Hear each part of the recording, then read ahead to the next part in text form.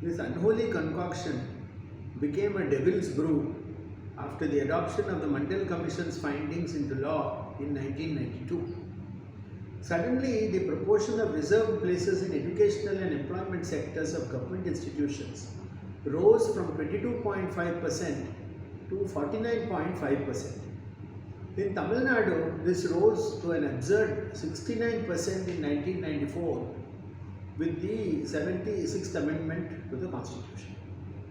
Equality of opportunity for citizens that was desired by all in the Constituent Assembly, including Ambedkar, let me add, was junked. And in its place, we got a presumption of the equality of outcome, a totally artificial and contrived concept, one that is more in keeping with the religious doctrines. The Constitution of India, or should I say the judiciary's interpretation of the same, became our holy book.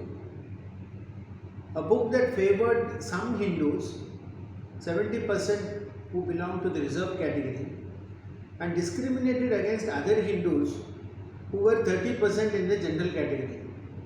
If we assume that 80% of Indians are Hindus, which is a reasonable assumption I suppose, this works out to 56% of the population able to obtain reservation benefits, while 24% of the population are excluded from these benefits.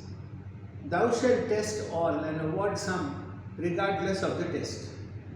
Now veritably we have been sitting on a volcano, because the proportion of Hindus who are now being denied any kind of preferential treatment in educational opportunities and employment opportunities is sufficiently high. You see, it is now a quarter of the population are excluded, and this is already way too high for the political class to ignore.